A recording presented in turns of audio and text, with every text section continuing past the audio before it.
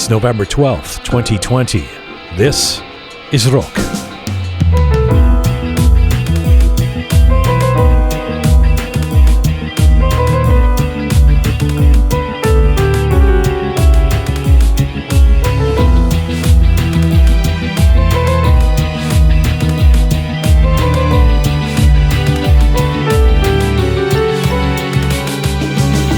His story is one of unabated ambition. He has been driven since he was a kid in Iran and has parlayed that drive into a massively successful business career. Iranian-Canadian marketing guru Ramin Mesgarlou came west at an early age and promptly became a champion junior wrestler. Then, by the age of 17, he'd already started his own pizza selling operation. Now, after 30 years in direct sales, Ramin has built 4 multi-million-dollar businesses serving clients in countries around the world. He shares his trade secrets in his popular marketing seminars and training sessions, and Ramin Mesgarlou joins me to share those perspectives with us today.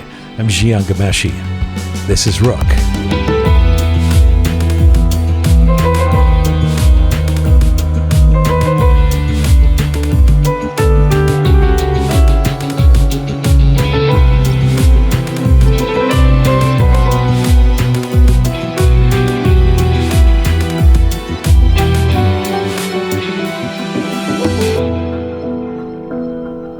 Hi there. Welcome to episode number 61 of Roqe.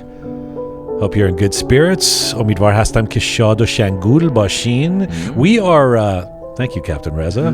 You like that one, huh? I like that. We're on our ongoing mission to build a new audiovisual encyclopedia of Iranian diaspora identity. We are coming to you on Spotify, SoundCloud, Instagram, YouTube, iTunes, and the Telegram. Which Reza is Captain Reza is in Farsi and English. That's right. So the Savvy Roham translates a lot of the stuff into Farsi for Savvy Sibil Roham, the mustache man. He translates a lot of stuff. So if your desire, we want to please you out there. If your desire is to consume your Roqe content in both Farsi and English, Telegram is the place, at Roqe Media is the place to find us there. Of course, I don't quite understand, Captain Reza, why Roham, by which I mean Savvy Roham, Savvy Sibil, has to be the one translating. You're supposedly, you came from Iran. I don't know. You were like 35 years old when you came from Iran. 40. I was. And you still. And why is it that you can't translate? No, I could. It's not that I can't, but my grammar in Farsi and my is like your grammar spelling. in English. Yeah. Rez is more of a gangster. He likes. He has That's right. We had to outsource this to Sibil Roham. I know. Yeah. Like, well, it was funny because I try to translate like the latest comment that we wrote about like when our last episodes and stuff, and then Roham was like, I corrected it because you spelled huzur, which means attendance, is like incorrectly, and I was like, oh, okay, there you go. Yeah. Then I have a question because in one of our Roqe minutes, diaspora translated to kuchneshin, which I think it's not true actually. I need Mona from Melbourne, our new wordsmith expert, to but she's only with us on Mondays, to explain. So kuchneshin is what? Kuchneshin is like more the kind of nomad person, you know. That's not diaspora at all. Yeah, diaspora is global community outside of the country of origin. Land. Yes. So Anyway, you can link to all of our platforms with immaculate grammar, with the help of the likes of Savvy Roham. At our hub of all things Roqe, which is our website, roqemedia.com, roqemedia.com. You go there, and there all the little icons are there for you to choose which platform you want to consume Roqe on. Ramin Mesgarlou is joining me in studio here in a few minutes. This is something very different for us. You know, we've had a lot of cultural and artsy and political and academic folks on our show. This is actually a business person, which is a big part of what Iranians do and who Iranians are or purport to be in the diaspora, in the Kuchneshin. And Ramin is, did I say that right? Yes. Yeah, it's not. It doesn't mean it the same thing, but I said it. Ramin is He's this massively successful businessman and marketing champion. He also does the motivational speaking, the sort of Tony Robbins. I don't know if that's an insult to him. He's his own man. He doesn't need to be Tony Robbins. That idea, and he says you've got to be a mental warrior. Now, I'm not someone who necessarily subscribes to these marketing seminars and things like that, or inspirational talks, as much as I appreciate them. So I want to ask him about this. What is it exactly? What does mental warrior mean? How do you inspire people? How do you see business? I mean, he's clearly found success at what he does, but I need to ask some questions about this. So Ramin Mesgarlou joining us. Also, one of his main companies is called Opulence Global, which is actually my nickname for you, Keon. The fabulous Keon, a.k.a. Opulence Global. Am I opulent person? Well, aren't you? I can't answer. Raza, what do you think? I think you're pretty opulent. I bet I'm not as opulent as Ramin. You show up every day with a Louis Vuitton bag and I do not. Gucci. I came empty-handed today. Exactly.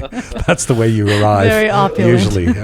I've heard extreme reactions, by the way, So Ramin Mesgarlou joining us in a few moments. Extreme reactions I've heard.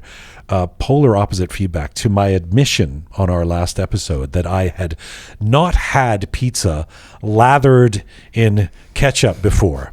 Ketchup teaming on a piece of pizza. I had not had that before, i.e. Persian pizza. Some Iranian friends of mine were like, what do you live under a rock? How you don't know we are putting ketchup on the pizza?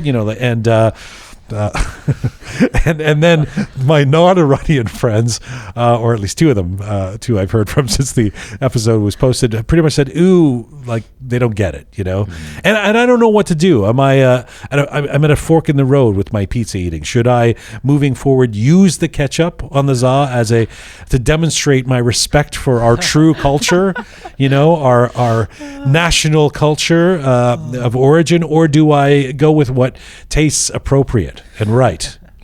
But doesn't ketchup on Persian pizza taste appropriate? Don't lie. I'm not going to lie. It just tastes weird to me. I couldn't get used to the idea. Well, do yourself a favor. Go home tonight, pour yourself a glass of wine, and order some Persian pizza, and just give it a chance. Just let it seep in that flavor and ketchup goodiness. Ladies and gentlemen, Opulence Global. Go home, have a glass of wine. What kind of world do you live in? Sounds so great. Kind. Yeah. Fantastic. I mean, the problem with this is there's only so much pizza I should be eating, right? I've ordered it twice since. Really? Yeah. Since we had last weekend. It's good, man. It is good. The Persian Once in pizza a was while. amazing. Yeah, it was amazing. Yeah. They're rich. It's like But you're I right. just It's like a quiche. It's very thick, and it's like a deep dish pizza. That's missing Not vacation robogoje. spot. Not the vacation spot quiche. Have you ever had? Do you know what quiche is? Right, Yes, Shaya? yes. Yeah. Actually, the other day that you mentioned quiche, the day before that I had quiche. Huh. Yeah, and it was delicious. Did you put ketchup on the quiche? No, nothing. But I really liked it. But I just thought of a new segment, Jian's Dilemmas, going forward. That's not a segment. That's like every hour of my life Endless. for It'll decades. Take up the whole show. Oh, by the way, that ketchup conversation was on our last episode, which featured the Lidoz, the fabulous Israeli singer, actress, dancer who has got an album coming out tomorrow in Farsi, of Persian pop songs. She's also on the series Tehran. I just finished the final episode of, I guess, season 1 of Tehran, and there's some crazy things happen. I'm starting it this weekend, Are actually. you? Yeah. And Liraz is at the center of the crazy things that happen. Yeah. Can't wait to see it. For those of you who haven't checked out Tehran yet, it's an interesting series. I mean, some people may have some historical issues with it, some political issues with it, some directorial issues with it. On the other hand, I found it very engaging. I love some of the cast members, of course. I love Navi Negahban, and I think Liraz does great. And Niv Niv Sultan, the woman Yes. who is the protagonist, the lead character, is fabulous as well. But it's an interesting, there's some interesting twists and turns. So fueled by the interview with Liraz, I was determined to watch the very final episode and found it quite interesting. How is her accent in the show? Terrible. That's what I heard. But again, I'm not one to talk, but Yeah, you're I not. think my accent's a lot better. Yeah. We should get someone else to check on this.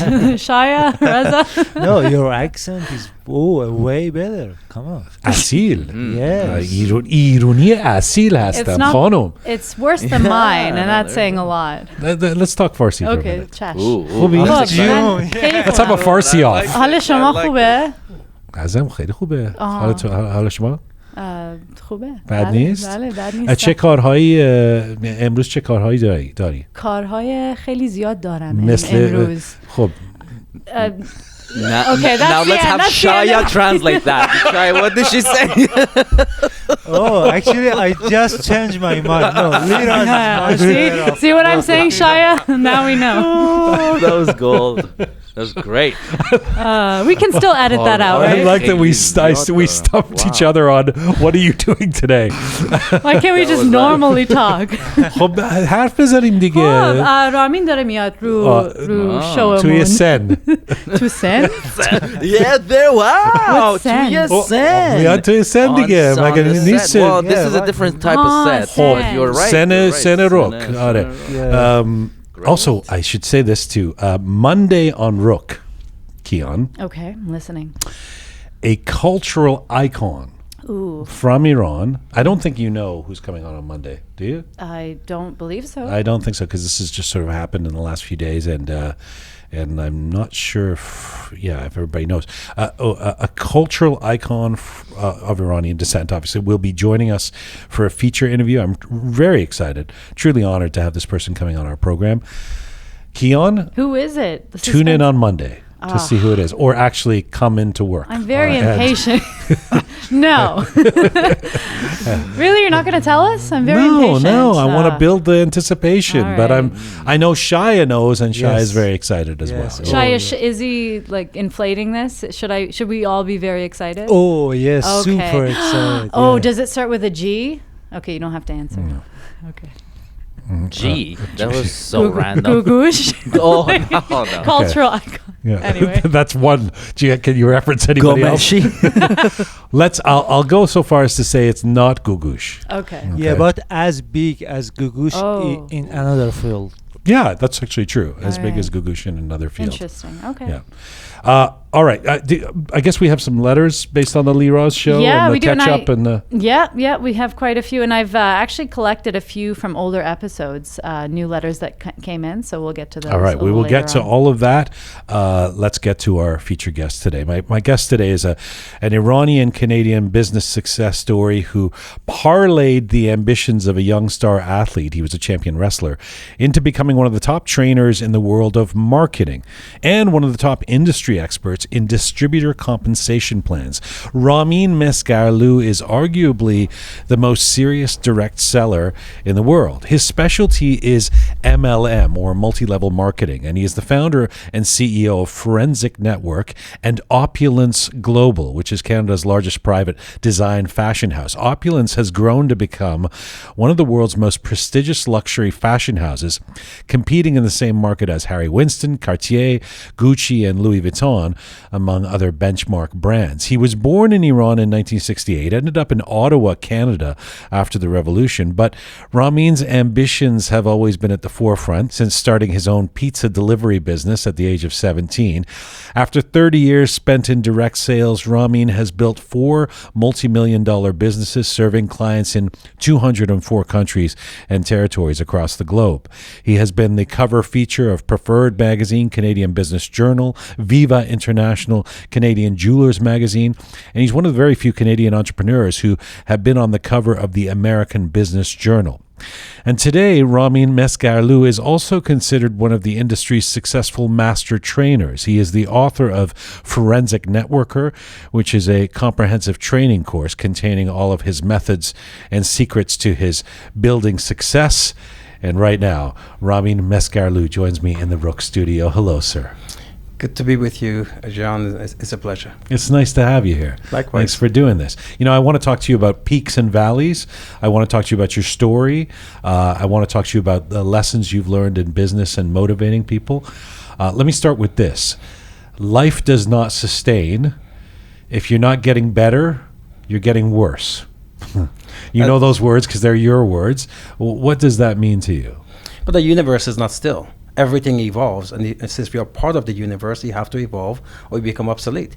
30 years ago, it was little mom and pops and greasy spoon places all over the place. Today's big box stores. Those people are gone. So we have to evolve as people. I don't believe life sustains. You're either getting better or getting worse. Now, if you are sustaining, it's because you're trying to get better, but it's not, but it's sustaining. But you cannot sustain because, simply put, life is evolving. If you're not evolving with it, then you're getting worse. I get what it means, but it also feels intrinsically ambitious. In other words, you can't be quiescent. You can't just be happy with what you have. So if a guy says to you, comes up and goes, you know what? Actually, I got a bungalow. I got a couple of kids. Got a pretty good job. Everything's fine. What would you say? Look, there is a reality called inflation for the past 30 or 40 years. I mean, back 30 years ago, one-income families did well. Then it wasn't. Then you needed two-income families. Then it wasn't. There was 2 plus something else. This is why industry is blowing everywhere, why internet e-commerce is blowing everywhere, because you already have 2 jobs. You can't have a third job, so people find something else to do on the web, part-time, so forth. So at the end of the day, inflation, we know overseas are raises, so you cannot be doing well. You think you're doing well. So the difference between solvency and bankruptcy. But you're assuming my guy in the bungalow with the 2 kids is in debt? But we know they're in debt because according to a TD Bank, 49% of the population in Canada, they're 1 paycheck away from falling complete, right? So look, the difference between solvency and bankruptcy. So I'm doing okay I wasn't, not me, but I don't even have that. But the notion of I'm doing okay is a myth, unless you're getting better. It absolutely is a myth. Look, you know what they don't understand? What's going on is because the difference between the solvency and bankruptcy 30 years ago was only $300. So you said, well, it's only 300. Well, if you're 300 short this month, it's 600 next month, 900 the following month. Eventually, line of credit is full, credit cards are full, you pull the plug, bankruptcy. Now we have record bankruptcies. That record got worse. Now, the difference between the bankruptcy and solvency in Canada is $200. But the guy doesn't know he's behind $200 because he put it on his credit card. By the way, these are life lessons that are applicable to any country, right? Absolutely. Because people are listening to us in more than just Canada. So, so how granular or how specific do you get about the if you're not getting better, you're getting worse? I mean, do you, because for example, investor or financial advisors say don't sweat the stock market going up and down. So that would suggest you don't look at it every day and go, am I getting better? Am I getting worse? So when am I allowed to check if I'm getting better or worse? The things you have control over. You have no control over the stock market. The things you have. See, people ask me, how do I become successful like you? I said, well, it's a very tough question.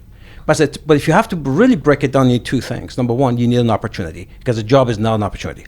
You need an opportunity that you have control over. A job is not an opportunity. Of course not. A job is something that keeps... Even a good job? That's not an opportunity? But there may be some good jobs, but then that's the 1%, right?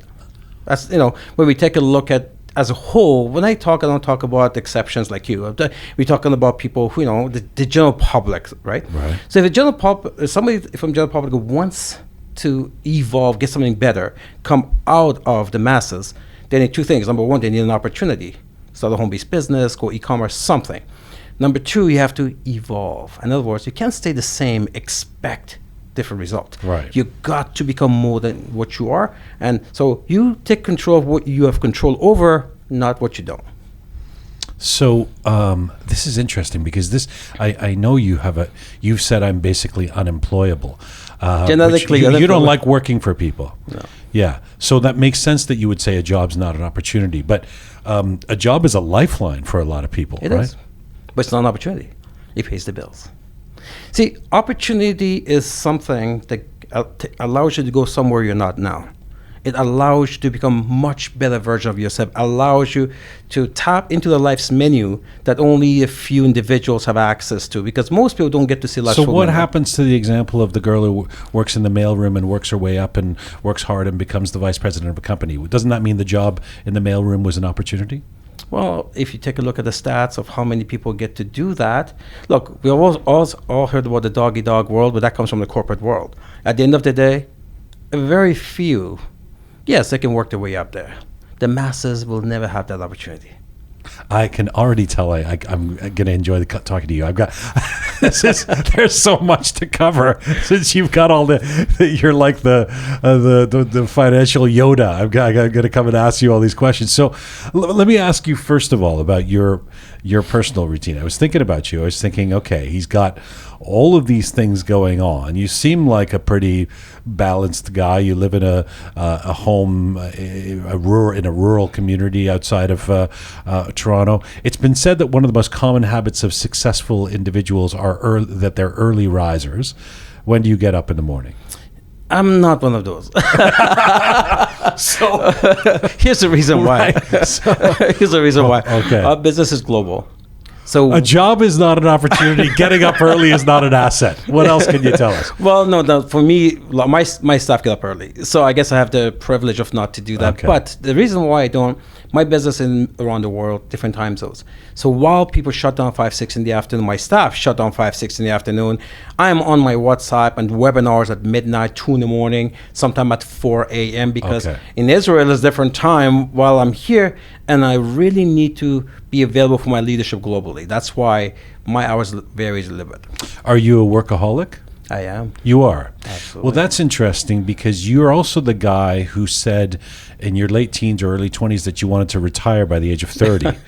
And I'm not sure if I can do the math exactly, but you're north of 30 now, right? So you were born in 68. So what happened to that? I'm assuming a guy like you can't quit being a hardworking person who wants to, if you're not getting better, you're getting worse.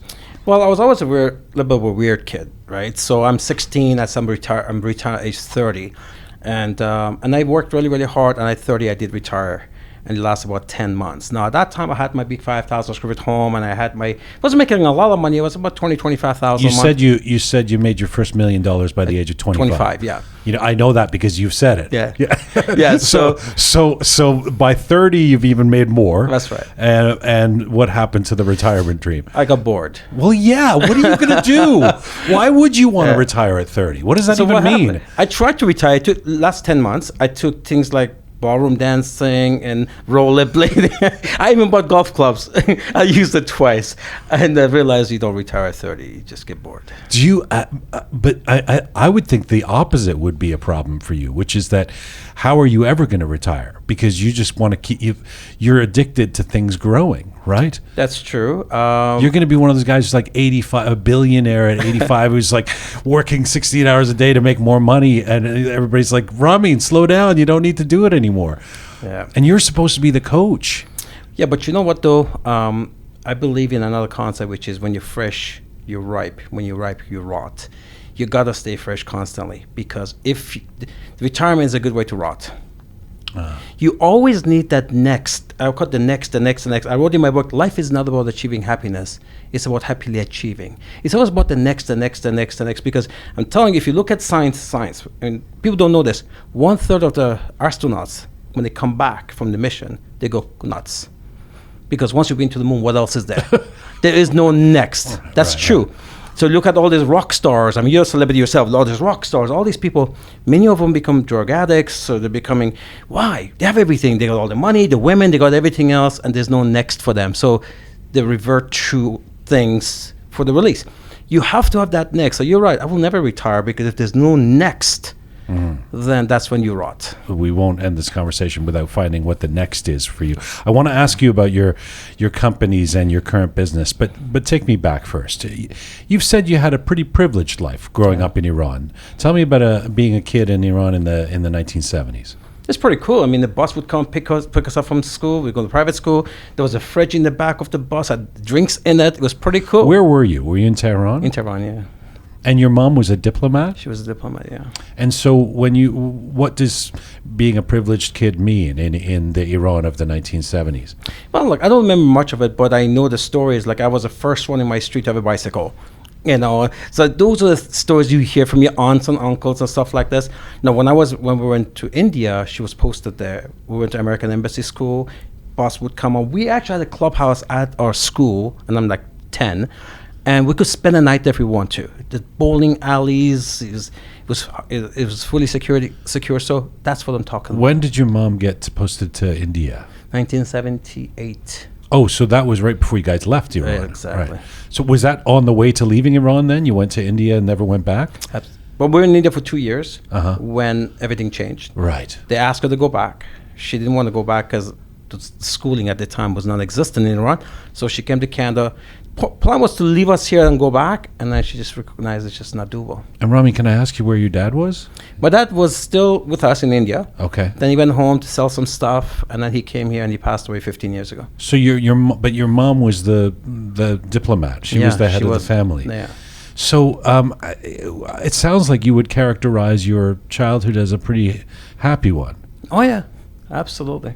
And everything changes. The revolution happens. It doesn't sound like such a good idea to go back to Iran. Mm-hmm. So you guys end up coming to Ottawa, Canada, which great little city, but a culture shock, no doubt. If nothing else, a weather shock. Tell me about arriving in Ottawa as a 10 or 12-year-old. Well, it was 2 a.m. In February from India.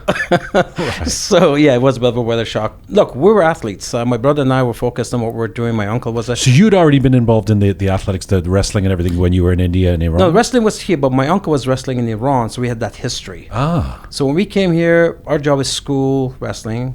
But I felt bad for my mother because she was a lifelong diplomat. Now she put her money to this little Persian restaurant, and she's the cook and the dishwasher and all this stuff. And after school, I went to help, but I did not like to see my mother, that diplomat, that way. That's why I got attracted to marketing, because in marketing you get to dress up and try to present who you are.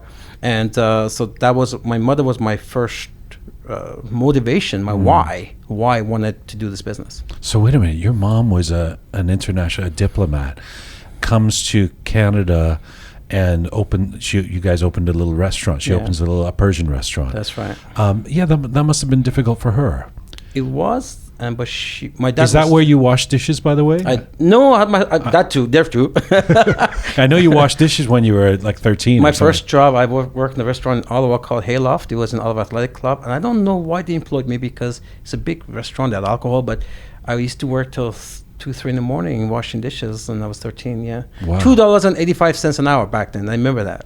So I know for me, being growing up in an Iranian family in Canada at that time, the hostage crisis, the revolution, was not easy. It was, in fact, the way I dealt with it, as I've said a few times on this program, is I basically went into the ethnic closet for a few years and hoped that people wouldn't know I was Iranian until I realized that there's nothing to be ashamed of and that it was other people's attitudes towards us that was the issue. But how was that for you in Ottawa? It's the same. If you look at my old pictures, when I first made my million, I had this special order Mercedes that came from Germany. It was an SL 500 convertible, and I put my name Ramin on it. And my main reason was I wanted people to know I'm Iranian, because at the time, like you said, because of the hostage situation, we would label all kinds of stuff. And it really offended me when somebody in one of my seminars came and said, "Where are you from?" I'm Persian. Oh, really? And it got this thing on their face. Like, yeah. Why? Well, I didn't think you were Persian. I said, as a matter of fact, this is a typical Persian. I don't know what you know, but this is a typical Persian. So, right. So when you go into wrestling in Ottawa as a teenager, what was that, being an Iranian kid who's a wrestler? Was there any animosity with other kids because of your background? Was that almost a motivation for you at times? No, they love that because everyone knows Persians are great at wrestling. I had 5 scholarships across Canada my wrestling. When you say a Persian that coming and wrestling coaches, they come scout you because they know you're good.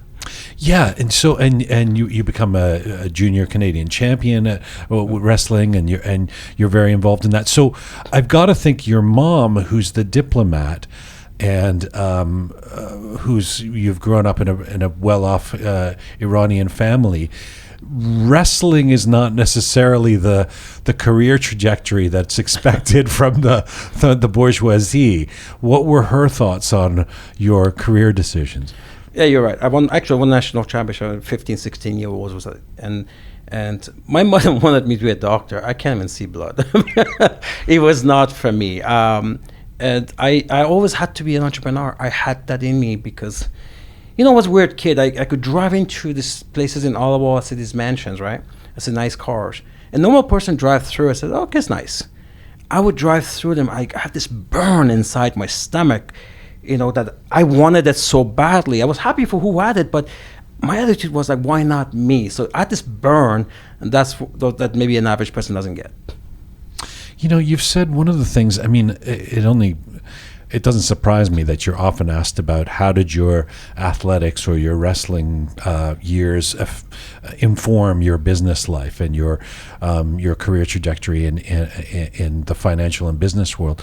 One of the things you've said is you said coming from an individual sport has helped you in business. And I was marinating on that and thinking, businesses rely on teamwork too. So it doesn't help for you to just know how to be an individual, does it? No, what I meant by that was, in wrestling, you go to a tournament, you lose. You win and lose, right? And you're hurt, you're bleeding. But the next day, you go back to practice. And you practice again, get ready for the next tournament. So what that helped me in business is that you go through the peaks and valleys in business. When the adversity hits, I was used to getting back up, where a lot of people just kind of may decide to bail out. That's what I mean by that. I was used to peaks and valleys. I was used to every time I got knocked down, the decision is not to stay down. The decision is get up and fight. What made you a good wrestler? Was it that? I don't know. My brother was a great wrestler, and my uncle was one of the best in Iran. So I just, maybe I'm stubborn. Maybe that's what it is. I'm stubborn. I had an attitude. When I was with the World Championship, we went there. The Canadian team was very, very nervous because the Americans were cheating. They're not our weight class. You could clearly see. They would say, don't you get nervous? I said, I do get nervous, but when I go see my opponent, I don't see a face. I see a structure. And I'm not going to stop till that structure is no longer standing. He's got 2 legs, 2 arms, and 1 head, just like I do. So I always rationalize things that way, that why should you be superior to me? You got that mansion, okay, great. I just have to know what you know. In other words, it's not just those people. I just have to find what I need to do. Where did that come from? This go-getter side of you. Like I said in the introduction there, by the age of 17, you've set up a pizza delivery company. And the most important part of that is not that whether the company is hugely successful or not. It's that you have the idea that you can set up a company. You're an immigrant kid who, you've come here. You probably had an accent as a kid, right? You've lived in Iran and India. You come here, and where did I suppose you develop the confidence or the idea that you could set up companies? You could be the guy at the forefront of all of that. I think the basis is because of my mother. Now, here's a young lady in Iran where she wants to go become a diplomat, and the whole family were like, what? You work in an office? She literally got her degree, university degree, without my dad knowing. After work and going to university. And so she went against a lot of odds to reach her dream. And I guess that's my base. And then after that, it comes down to you setting yourself targets to achieve.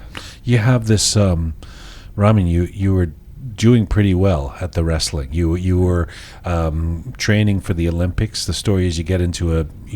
That's right, and you're on the sidelines for about 6 months. Interestingly, rather than just be devastated and eager to get back on the mats, what do you say in wrestling? Back in the ring? I don't know. What is it? What do you say? Get on the mat. Get back on the mat. It's that point at which you pivot and go, actually, I want to be in business. That seems quite extraordinary to me, because to be as good as you were at wrestling, you would have I can only imagine you were putting hours and hours into this every day. So to kind of be okay with moving on from that, tell me about that decision. It's a little bit different for wrestling in Canada. Here's the reason: there's no money in wrestling. You do it because you just want to conquer. That's what it is. We had 5 scholarships, my brother and I, across Canada. But my mother not also want us to move anywhere because she was here by herself. The scholarships were based on wrestling? Wrestling, yeah. So a university says, you come and be on our wrestling team, we'll give you a scholarship? They provide you a place to stay and all that stuff. Okay. So for me, when I got hurt, I knew from the beginning it's not a career that I could do for long. Anyways, wrestling's tough. Your body gets beaten up. So I was always entrepreneurial, even at that time. So when I got hurt, to me that was okay. Let's do something with those 6 months, and I started something within those 6 months. And I'm also very spiritual. I'm not religious, but I'm very spiritual. Is that everything happens for a reason? Everything happens for a reason. I just follow those cues. So you've already alluded to it a couple of times, but let me ask you about adversity, the peaks and valleys. Because the story after this point for the last 30 years has been of you building these extraordinarily successful businesses. In some cases they fall, and then you build a bigger one. Yeah. And then sometimes they fall again and you build a bigger one. And this is something you talk a lot about in terms of dealing with adversity. And I have to say, Ramin, you do traffic in a lot of sayings that sound impressive, but I can't tell if this is impressive or just overblown, and I can't decide which. Like when you say one of the secrets to success in overcoming challenges is being a mental warrior. Yeah. So what is a mental warrior? What does it mean? Is be able to get up and pick up the phone and dial and get to work when you don't feel like it.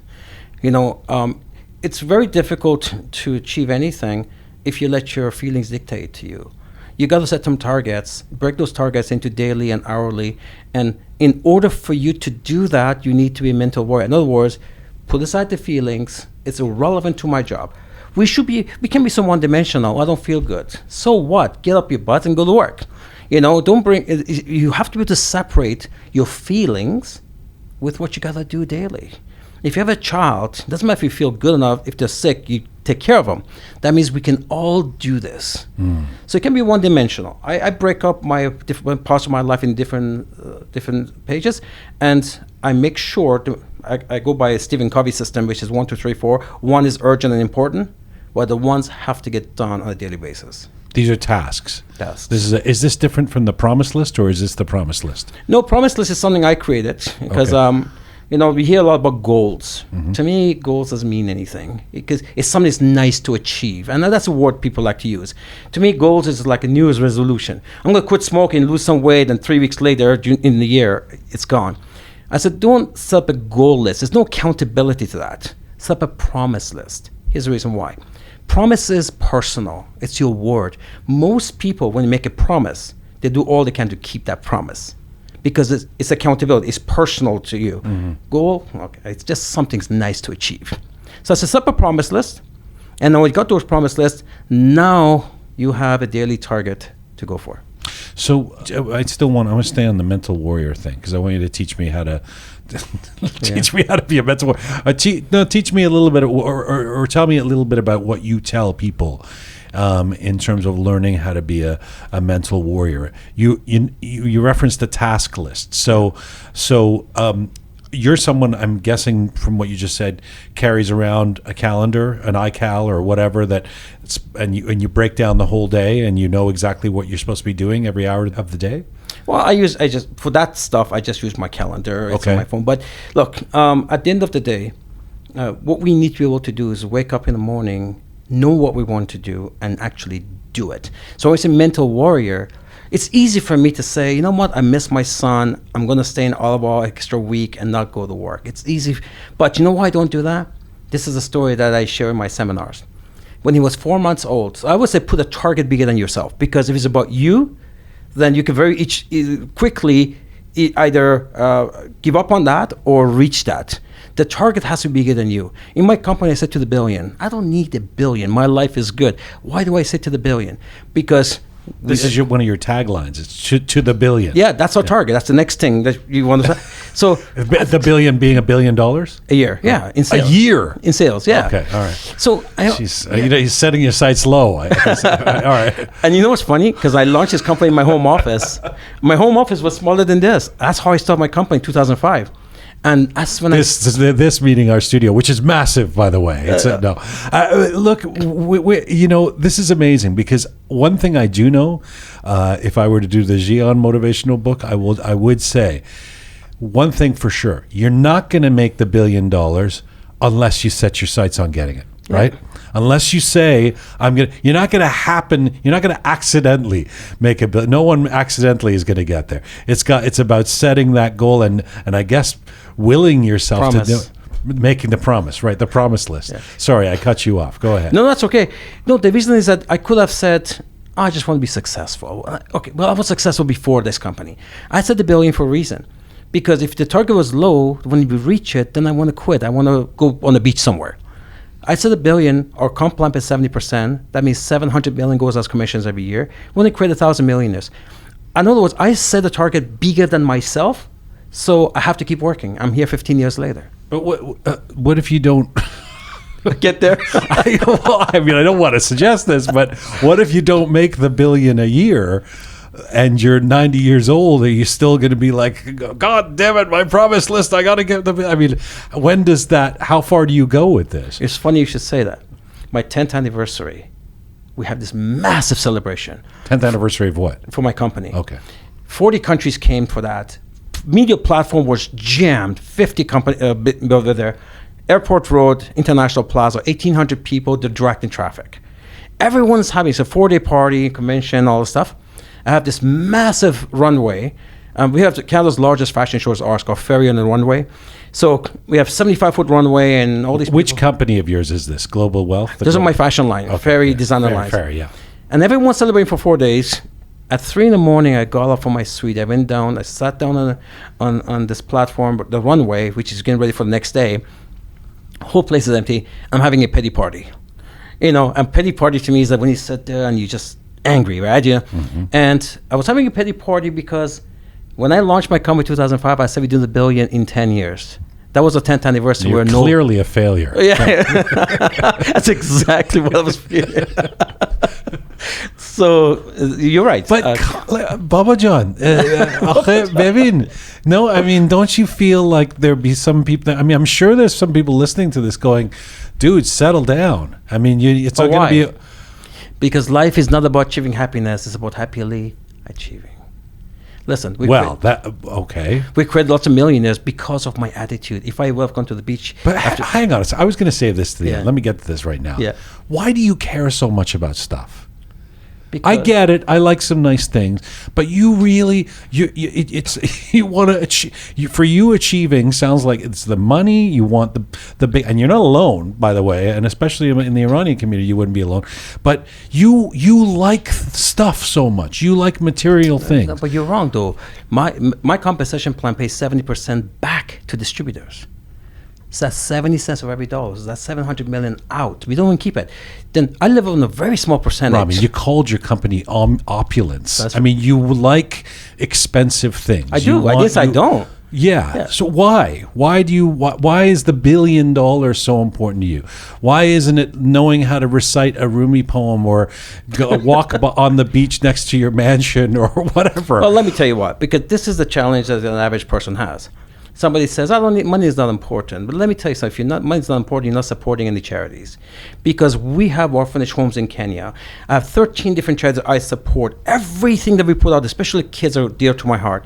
The stuff that we do, and I see the smile on the face, money does buy happiness. And I can tell you in abundance, if you put it in the right place. For me, it's not about me. I will live on the concept of give and receive. Quantum physics. Give and receive. When you give, that's in that order, you give, then you receive. And that's my entire life has been about giving to people. People say, I have some CEO friends, Ramin, your sales, why are you giving away 70% of that as commissions? The rest of the industry is averaging 45%. It's because I have no ambition of becoming the world's richest man. It's not important to me, that part. My life was... You want to be the second. No. $1 billion a year. No, actually, I want to... for me, I'm a bit of a wrestler. I want to win. In a case, I can say, I build a company that the average destroys the DSA average, which we do by 800%. I want to create something the industry hasn't done in 75 years. For me, it's about giving to other people. So I'm well known for that. They call me you probably saw it, CEO with a golden heart, because I put promotions that cost me a fortune because I want to do it. Like today, before I came, my fiance talked about Iran, somebody needs some whatever. I said, whatever it cost. I don't know these people. How far do you go? How far do you go for the win? Pretty safe. I mean, I stay within my own. I cocoon within my own environment, right? I know. I mean, you're like, that the president of the United States, the current president, Donald Trump. The idea is win at any cost.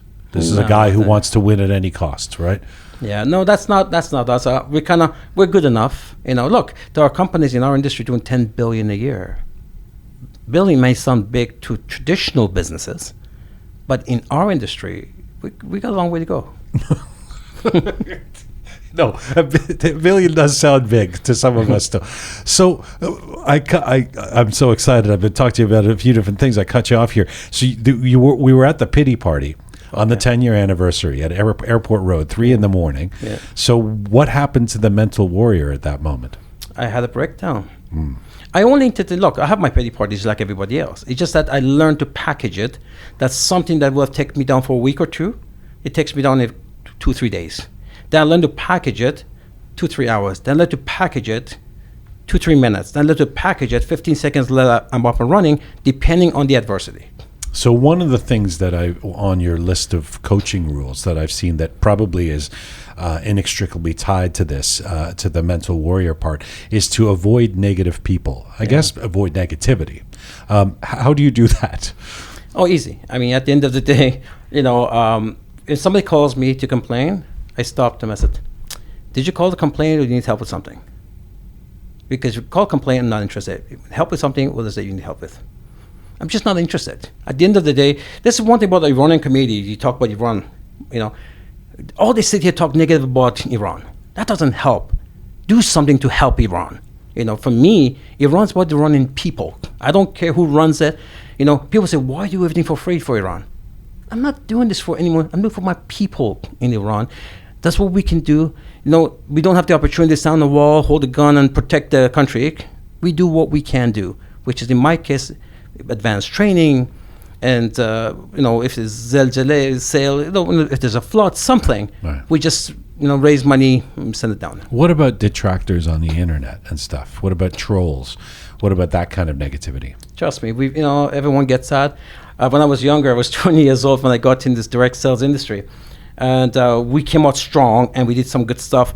Actually, our business partners above us who were benefited from it, they got jealous. They put some lies out there. I'd make a call to Toronto. I made an appointment, came to Toronto, sat with my president. This is 1990.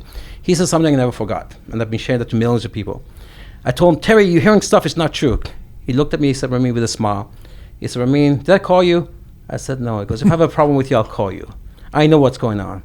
The higher you go up the pole, the more your ass shows. People will come to take a look. I never forgot that. It comes with the territory. In our industry, you're one of the celebrities. We have a lot of celebrities around. They all have the same issues where they're constantly being attacked by somebody. I guess it comes with the territory. So they say don't feed the trolls, right? Don't answer. Don't acknowledge it. So when I was researching you for this interview, you know where I'm going to go with this? No. So there's a guy you had done there was a TV special on you or something, and you talking about your wrestling years. Yeah. Then there's a guy on the internet who says he actually wasn't a champion wrestler. He didn't do well wrestling, and I don't know what the details of it were. But then you responded to the guy. You made a video, and I was like, I was kind of thinking, well, do you want to? I mean, why even acknowledge it? Why not just let these people say what they're going to say? You're absolutely correct, and I normally do that in business. But this is my wrestling side now. You don't cross my wrestling side. I broke a lot of bones to gain those things. So did that hurt that someone was questioning you? It didn't hurt that he said that. What it hurt is that as society, we're so weak that we adopt anything somebody says. And I know some of my big followers were questioning. And it's like, why would you question? Like, I've done so much for Iran for 20 years. Some guy who's trying to get followers all of a sudden starts, you know how it is. It's very common for these people to attack someone. And that happened after we set a record with Chehdahar show with Iran International News. And I guess he thought 2.5 million followers they have. He just decided to, since then he's hiding because obviously we want to sue him for that.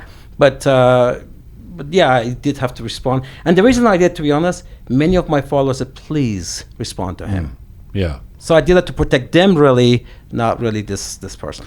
This thing that you do, MLM, I'm sure I'm going to out myself as naive or some person who doesn't know enough about the marketing world. Sure. I didn't know what that was. Sure. I thought it was like a form of mixed martial arts or something. But this time it's called MLM. It could be mentally.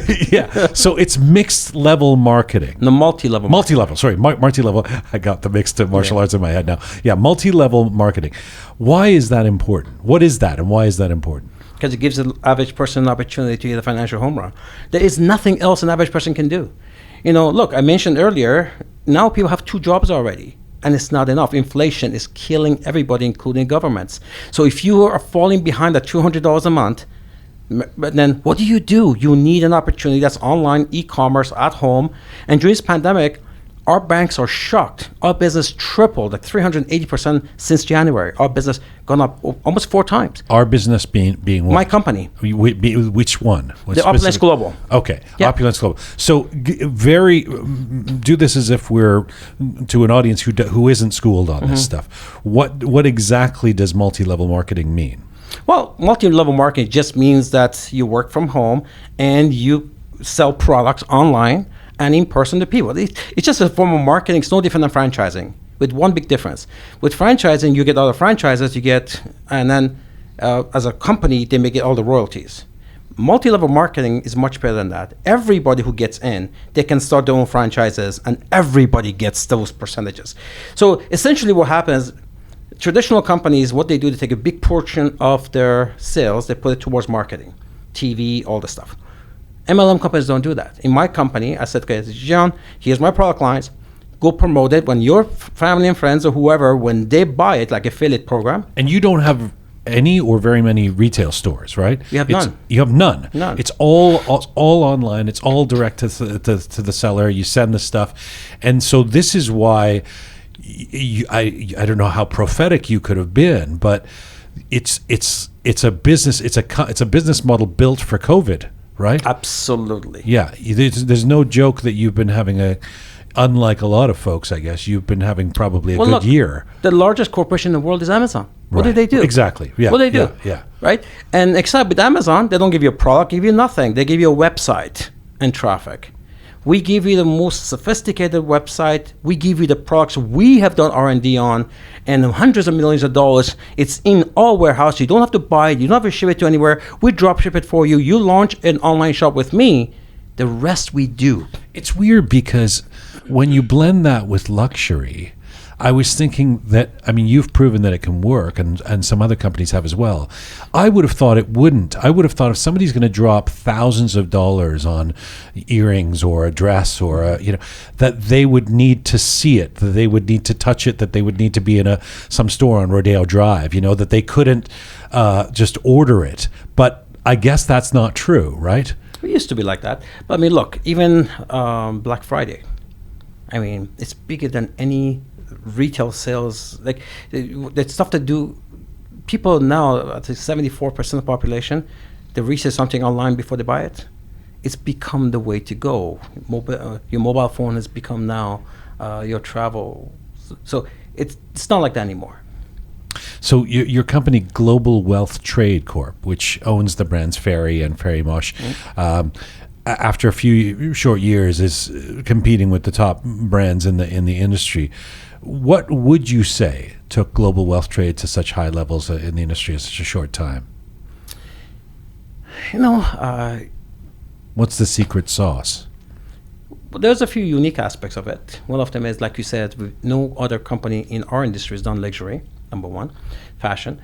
Second part is, from the training point of view, my book university is most advanced in the MLM industry for the last 22 years. So we have the most serious training program, because I'm very big on make sure we have professional distributors worldwide. So that's... What does that mean? You hire people and then you train them? No, I do it myself. You train them. Oh, Yeah. that's what you. That's Yeah. what you're. So I wrote a training. book 22 years ago, Right. The Forensic Networker. It's voted number one in the world. Even 3 months ago, businessforum.org is the number one training in the world. So that's not new. So we have very strong training. When somebody joins our team, I want to make sure that we do all we can to help them. Sometimes they have to want it, but So they join the team in Sri Lanka. Anywhere in the world, yeah. How do you train them? every Monday night we do a product call. Every Tuesday we do business call. Every Saturday we do business calls. And you're personally involved in all that. In some of them, we have 35. Like why we blew up in during COVID, we set up 35 Zoom calls a week, different languages and different time zones. So instead of before that, it was done in hotels and person to person. It just speed up so much faster. We can get 10 people at the same time, and make money in 10 countries on one call. Ramin, one of the things that I won't keep you here too much longer. I know you've got there's billions to be made. I mean, I'm feel like I'm retarding your success by keeping you here. One of the things that was really interesting for me was to find out that you have a lot of followers in Iran. Yeah. How did that happen? I mean, you've been in Canada, you've been in the West since you were 10 years old. How did they find you? Well, direct sales is in about 170 countries now, and Iran is exploding in that industry is exploding, and I'm the star in the whole industry. Meaning Iranians want to order products. Well, the whole industry, direct sales, because remember, in direct sales, you sell two products. One of them is the opportunity, right, to be able to be self-employed. And second one is selling the actual goods and products. Iran is exploding. 1.5 million people are now getting into this trade because the opportunities are limited there. So they want to be self-employed. They use e-commerce, internet, and they're making money. And I happen to be the top guy in the whole industry, and they're very proud of that. So they just follow me because they know the top guy. Oh, he's a Persian guy. So they just kind of got around. And I started, they asked me to do some training for them. And I started, and I just couldn't stop after. It's been like years now. Have you been to Iran? Twice. In recent years? Last time was about... I mean, so obviously, I knew you were in Iran when you were a kid. I mean, since then. 5 or 6 years ago was the last time I was there. And what was that like for you, the experience love of it. going back to Iran? Yeah. Look, I was visiting. I love being there. People are beautiful there. It was nice being home. But I'm not feeling their challenges. So. Yeah. That's kind of where I wanted to go towards the end of this interview, which is that you're very Irani, Ramin. You're a really Iranian kind of guy. Even though you left at a young age, I was even watching an interview with you where you, I don't know if it's at your house, but you have a little theater, or you said, my joy is to watch old Iranian movies. Yeah. I mean, you were 10 when you came here, so it wouldn't be a surprise if your joy was to watch old Seinfeld episodes or something, what is that in you, this part of you that is so Iranian despite spending 80% of your life so far outside of Iran? I'm proud. Cyrus the Great, Persian Empire. I named my son Cyrus. Look, we've civilized the world, and now the world's looking at us as if we're some third world country, and that really bothers me. We take a look at what we contribute to the world, and I really blame us, all of us. So we're not doing our part. We need to literally live up to our heritage. We can't be the largest empire on the planet, and the first empire on the planet, and all of a sudden now we become who we are. So I know I can't change the world, but I'm trying in my own little way to contribute as much as I can, because I feel like it's my duty to do so. It's a real pleasure to have you here. You came here by yourself, by the way. I expected that there would be like armed guards, 3 assistants, somebody running around with a pager, like just a bunch of you're a very down to earth guy, and it's really nice to see you again, and thank you for making the time. Thank you for what you do. You're awesome, and our community needs this, exactly what you're doing. Thank you, sir. Being a highlight to the positive things of our culture and not all the negative stuff. That's what we hope to do, and to address the negative stuff as a community collectively as well. Ramin Mesgarlou, business coach, CEO, successful businessman, athletic champion, the head of Opulence Global. Ramin Mesgarlou joined us in the Roqe studio today.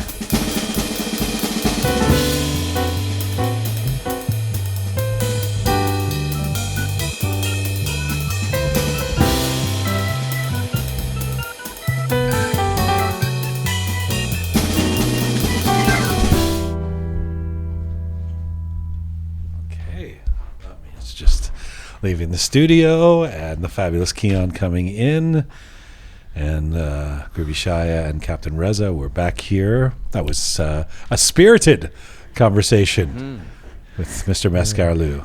He surprised me, I have to say. As soon as he started talking, I was like, "Oh, I can feel like I don't like this guy already."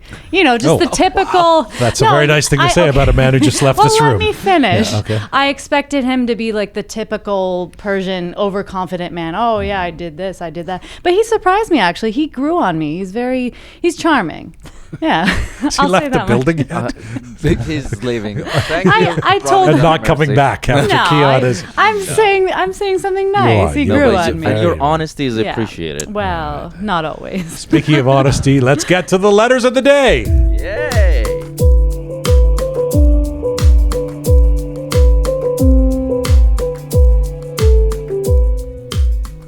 Okay, so this week on episode 60, we had a feature interview with Israeli-Iranian actress and singer Liraz.